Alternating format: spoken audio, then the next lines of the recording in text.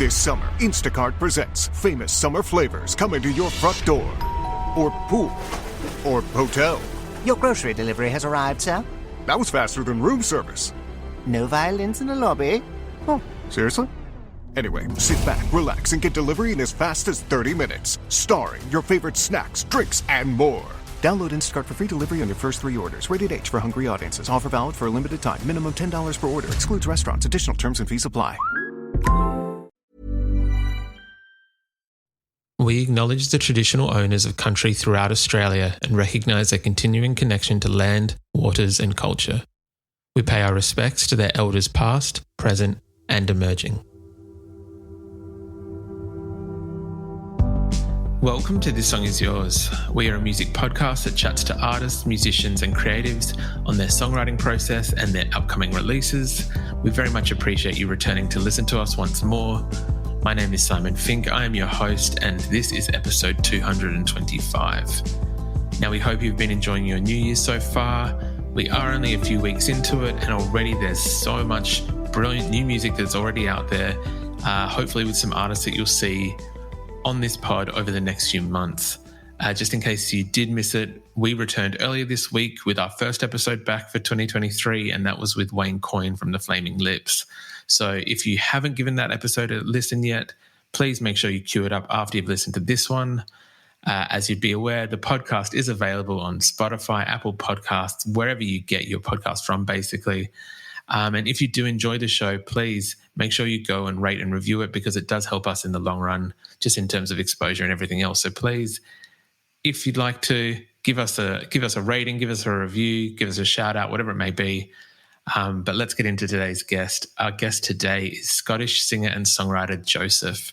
He is a brilliantly funny man, as you would expect from a young Scottish lad, but he also has a voice that is smooth as honey, and he writes these incredibly heartbreaking songs about life's regrets, joys, commitments, and yes, heartbreak as well. Today, Friday, the 13th of Jan, he is releasing his debut record, Permanent Damage. He co-produced the record with producer Barney Lister, who is someone who's worked with artists like Crookes and Celeste. So you already know that the production is going to be top-notch. The sonics of this record they're very cinematic but woozy all at the same time, and it does make for a beautiful listen. I spoke with Joesef in late December, and he was the last interview of the year. And at the time, we spoke about how honesty plays such a large part in his songwriting and his openness to share some truths, and how he does that without being too candid. We speak about how proud he is of this body of work, and as he really should be. This record it's a brilliant, brilliant record. It is beautiful. We were very lucky enough to be able to listen to it since December, so thank you very much, Joesef, and his team for that.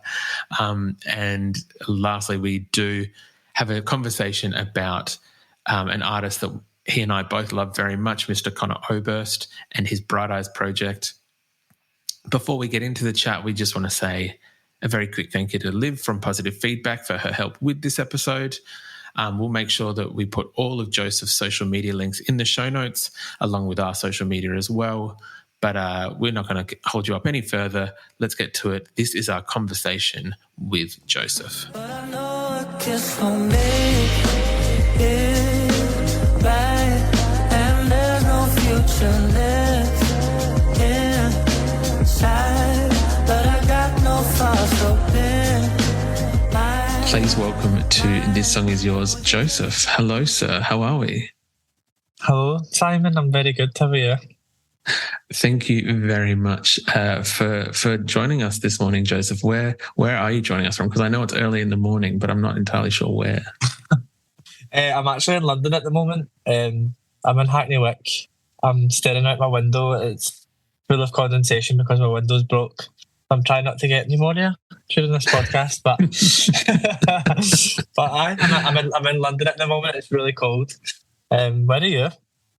We're in Adelaide in Australia, so it's like it was today, yes, but with the weather at the moment, it's kind of rainy one day, sunny one day, and then tomorrow, who knows? It's a mixed bag. Yeah, it's summer there though, isn't it? Summer in Australia right now. It is meant to be. It is meant to be, yes. my God. I mean, I'm so jealous. I've never been to Australia. I'm so buzzing to go eventually when I can. I was going to maybe touch on it a little bit later, but as we're here now, it is a very exciting time for you. We are going to get to the record that is coming out this week, Permanent Damage.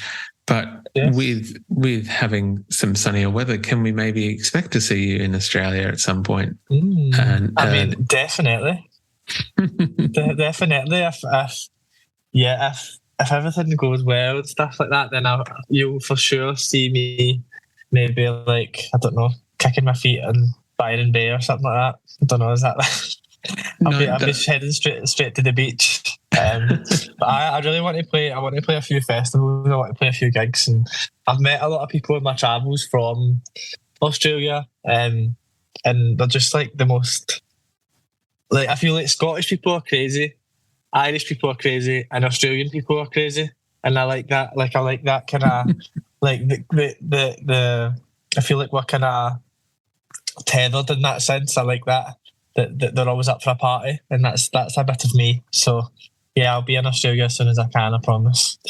I would agree 100%. I would say that there is some form of kinship between the three, and agreed, please, when you do come down, let us know. We'll make sure we take you to all the best parties and show you all the best places to go. But up until that stage, we are here to talk about Permanent Damage, which is your brand new debut record, which is coming out this week. Firstly, congratulations, because it's a beautiful, beautiful record. I'm going to touch on that in a minute. But firstly, how are you feeling now that this is coming out? I'm excited, man. I feel like there's a little part of me that's absolutely shitting myself, but I think, I don't know, man. I'm very proud of it. Like I don't think I've been. I think it's very rare in my life to like stand behind something completely and say that I'm actually like really proud of something that I've done, because I think a lot of my life I've been a bit like directionless, especially before I got into music. So to be able to say that I've done a body of work that I'm really proud of, and I don't know, it's just insane. Like, making an album is such a fucking, like, I can't believe I got to do it. Like, it's madness. So I'm glad that I like it, and I hope people like it too. So yeah, it's a bit strange, but it's exciting. It is very exciting, and you were very kind enough. We had a bit of a listen to it before it's come out. I'm sure that people are going to love it. I don't have any doubt that this isn't going to be a popular record. Thank you. Of course, it is a beautiful sounding record. The sonics of it they're expansive. It's very lush. I know that you worked with Barney Lister for the record, who's worked with artists like Crookes. Was there a discussion beforehand going into the recording that you had with Barney about the sonics of the record, or was it just something that you kind of stumbled upon as you as you were making it, as you were going along? Well, like when I moved to London, I moved to London. He was the first producer that I met, because I moved to London specifically to make an album, because I wanted to like as you said, like expand the sonics of the album and evolve my production so that it felt like a step up, as opposed to my EPs that were just like made in my bedroom. But me and Barney, like, we searched for quite a while. Like, we were kind of searching for a bit, and then we kind of landed on, I don't know, we kind of found our groove. But I feel like we have a lot of the same taste in music. A lot of our taste revolves around like a lot of Motown, and then we even got a bit of like a couple of indie records as well that have that kind of like even like Tame Impala, like just that kind of lush like combination of like really analog gear and like futuristic synths and stuff like that. But I don't know, I think we're just having fun, man. And at the base of it, like, we were just like throwing shit against the wall until something sounded good, and it got to the point where it just started to sound like cohesive, and we just kind of got into the flow of it just all started to make sense. And we were in this tiny room as well, so all the equipment that we were using was all the same stuff. There wasn't a specific conversation. It was just like more of I hate to use the word, but it was a bit of a journey to sound like fucking X Factor or something, but it was to get to the footing that we ended up walking down and making the album, but it was just really fun to get there. It was so good. That sounds incredible, and I can imagine, naff or not, that it was an incredible journey for yourself to go on. With you mentioned kind of that it was I guess a mixed bag of sonics like Motown and Tame Impala. I know that doing some research for today, and I've even compiled a bit of a list. I wanted to make sure I got them right because what I feel was some of the music that I guess has influenced you or gotten you into music is a bit of a mixed bag in itself. I came across in my research that we've got Carole King, Frank Ocean, Annie DeFranco, Outkast, Spice Girls, Bright Eyes, Robin. I guess for yourself as a songwriter, going in with such a varied taste, what works for you? What is something that you kind of think attributes to making a good song or a good oral, what's the word? Let's go with song. I don't know, man. I think the thing that the thread that ties all those artists and their music together is emotion. Like it's honesty as well. Like I feel like whether it be the Spice Girls or whether it be Frank Ocean, I just think there's like a level of authenticity in those records that I feel like ties them together. It's just unashamedly them, and I don't know, man. I feel like I'm just very drawn to things that make me feel something, and I think those artists are very different production wise, but I think like the musicianship is still the same. Like it's across the board. I'm just a fan of music. Like I've always been a fan of music, and regardless of the way it's delivered to me, if it makes me feel something, if anything at all, then I think it's a good thing. But I don't know if I don't really know how to compare any of those artists to my own music. I don't really know how, but I think everybody who's an artist or like a musician, you sort of like just emulate what you're listening to, and you're sort of like a for the day you're born, you just absorb all this music, and if you get the opportunity to do something like make an album or even like paint a fucking picture, like it will seep out of you in some way. But yeah, I don't know if that answers your question. No, it very much does. It does. Thank you.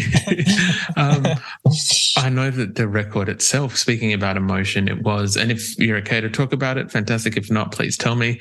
I know that it is a bit of a breakup record. It's a bit of a heartbreak record for yourself. Yeah. When it does come to songwriting for you, how do you find that balance between being able to, I guess, write what's true to yourself and being honest without divulging too much information or being, oversharing? My dad works in B2B marketing. He came by my school for career day and said he was a big ROAS man. Then he told everyone how much he loved calculating his return on ad spend. My friends still laugh at me to this day.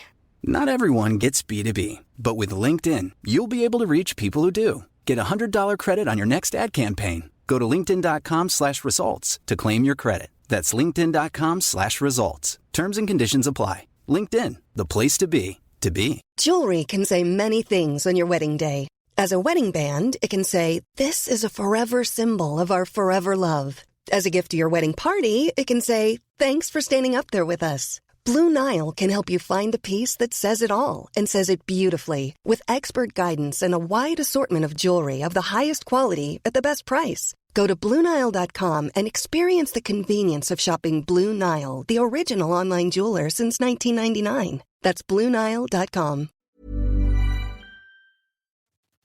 I don't know, man. I don't think there's such a thing as oversharing. I mean, I wouldn't tell you like what I had for breakfast in a song, maybe, but or like I don't know what colour my piss is in the morning. But I think it. I don't know. I don't know. I think I find it quite hard to articulate my emotions like out with music. And before I did music, it just kind of it kind of left me in a destructive way. Like that was my go-to. It was just kind of partying and stuff like that. So I think being honest in my work and in my music and stuff like that about my experiences, it helps me get a bit of clarity in my life and get a bit of like structure to the things that I'm thinking about, because I'm quite an erratic thinker sometimes and I'm a bit all over the place.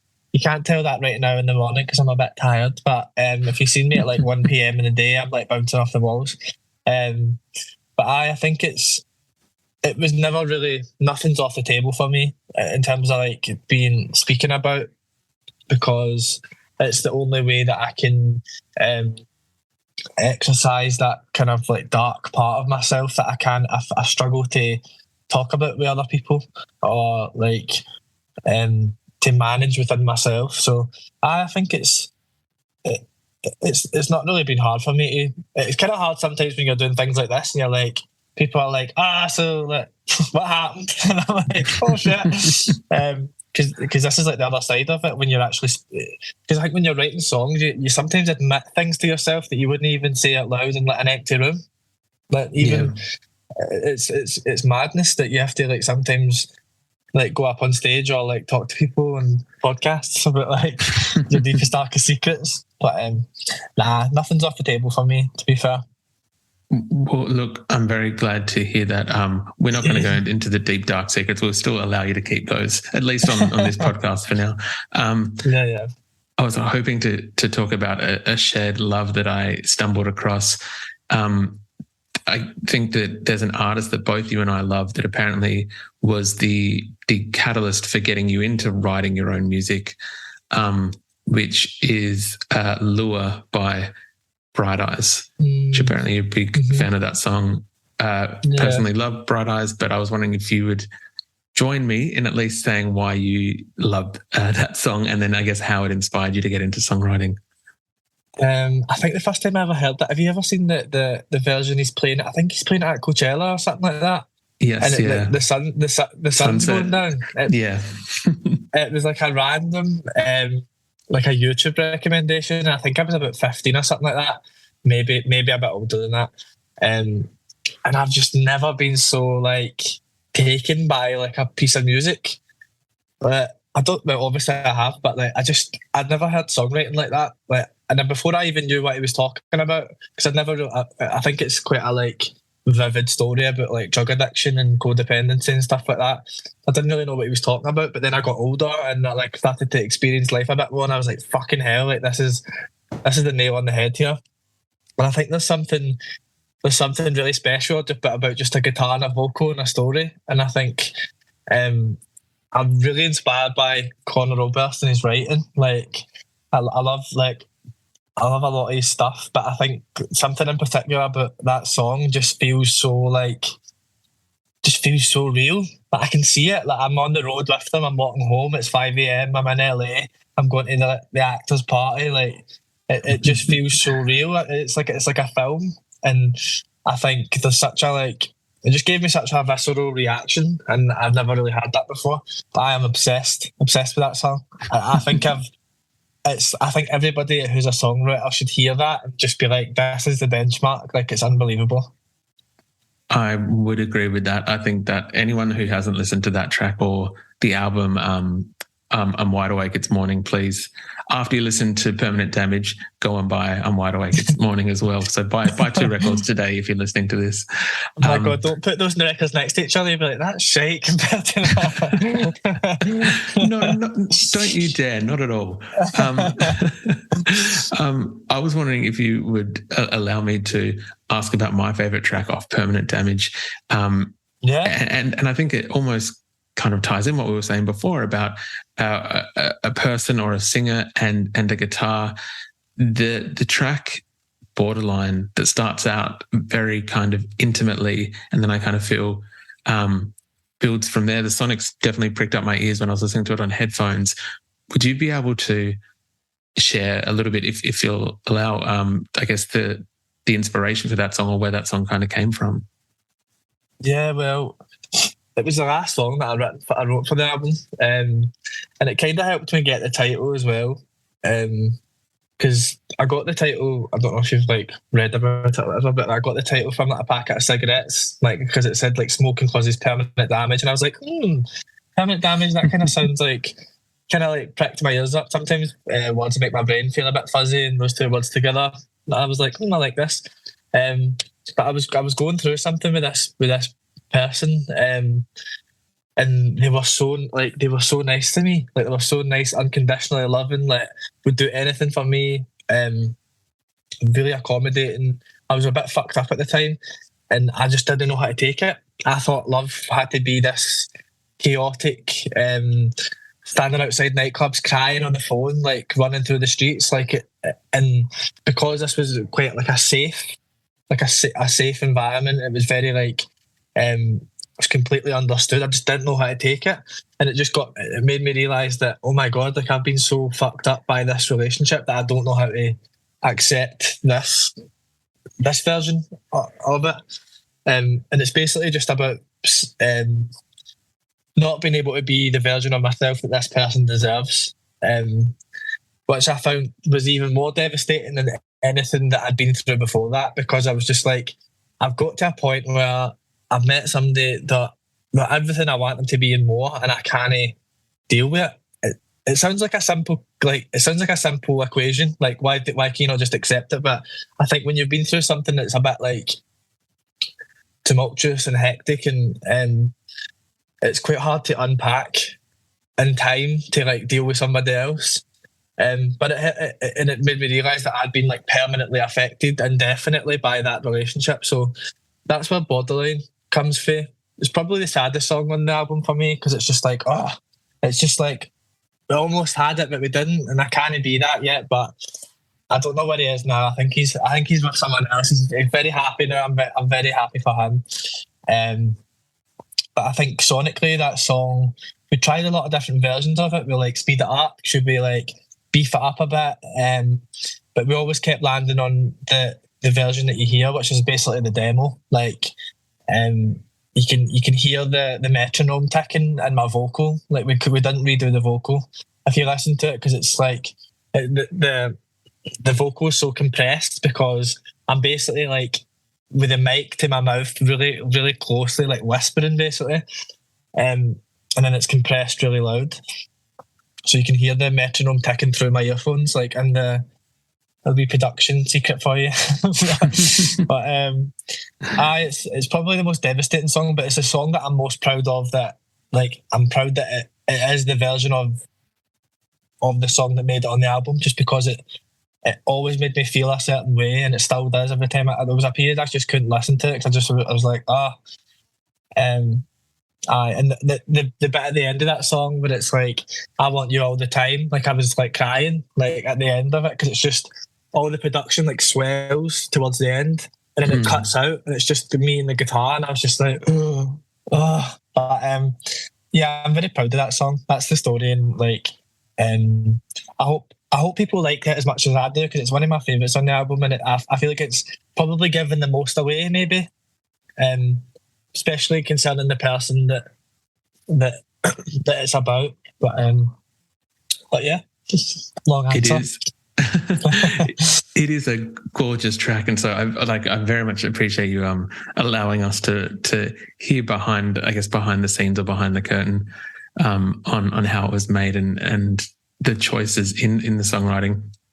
I wanted to quickly touch on as well, Joesef, that Guy from Elbow, Guy from Elbow. Bye. Also made an appearance on the album, I think, on backing tracks for Apartment 22. How did that kind of come about? Oh my God, Guy, Mr. Guy, my favourite man in the world. So basically the studio that I work in, it's called The Derry, and it's in Brixton, and it's basically like I'm trying to describe it. It's really small, and there's like a couple of, you walk in and there's like a couple of doors, and there's like 5 studios, and they're kind of like bedrooms, kind of like little garages, or garages as I would call them. And Guy has a studio there. Like, he writes in there, and he works on his radio show for the BBC there. And it's just like a little family, because I was there for like a year and a half, and he's always there, and loads of artists come in and out. But me and Barney and Guy and a couple of other people were like fixtures in the Derry. Like, we were just always there. So I kind of got to know him. He's always chatting. We've always got like a little wine and got a beer with him.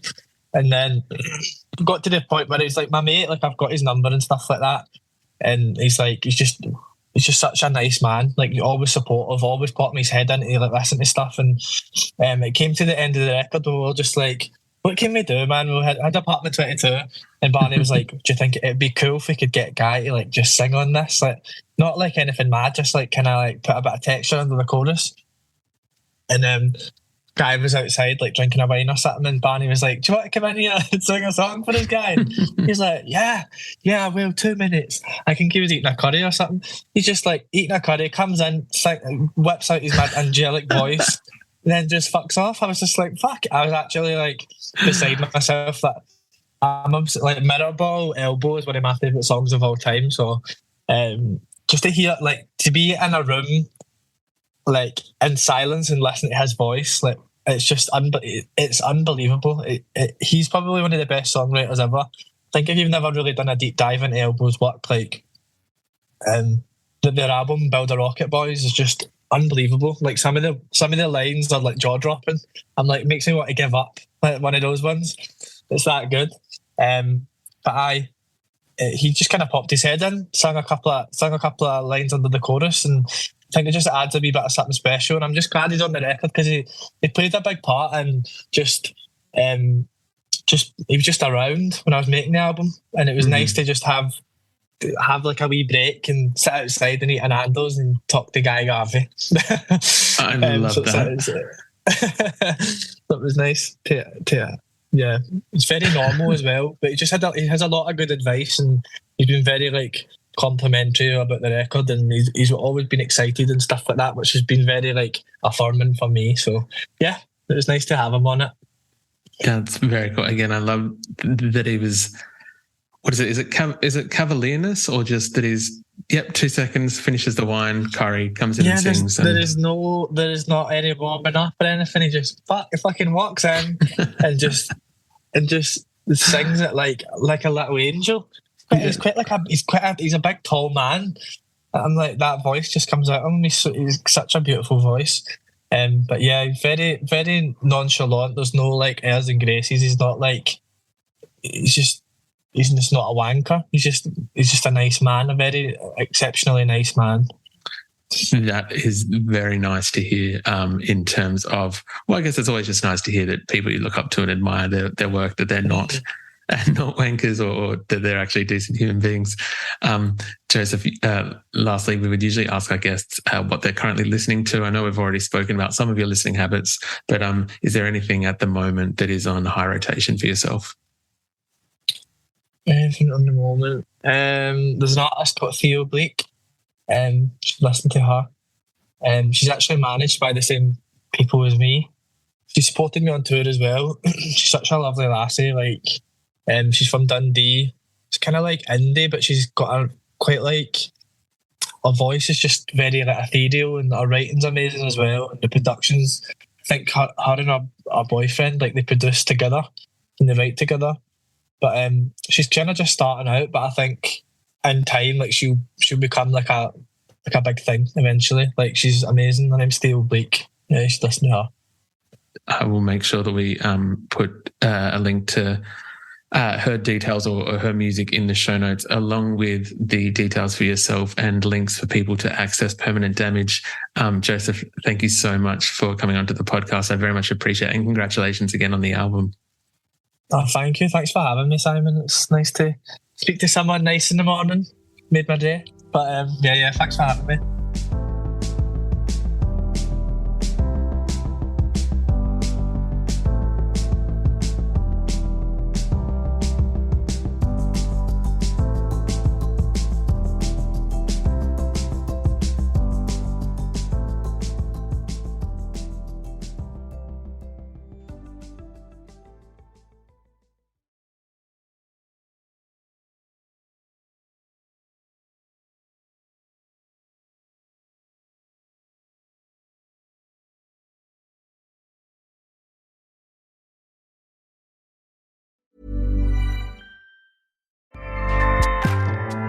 Acast powers the world's best podcasts. Here's a show that we recommend. Are you ready for some hoops off? Are you ready for some hoops off? This is legitimately what you see people do right before they're going to fight. They take off their hoops, their earrings, because they don't want to get them ripped out of their ear, and they get ready for battle. Hey, I'm Liz. And I'm Karen. And you're listening to Hoops Off from Luminary. On this show, we take our hoops off to bring you the spiciest, the saltiest takes on each week's games. We'll also be reading books by our favorite players, reviewing Shaq-sponsored products. And of course, we'll be bringing the tea. Should I prepare the hot water? Oh, you better prepare the hot water. Please make sure to follow the show on your favorite podcast listening platform. Acast helps creators launch, grow, and monetize their podcasts everywhere. Acast.com.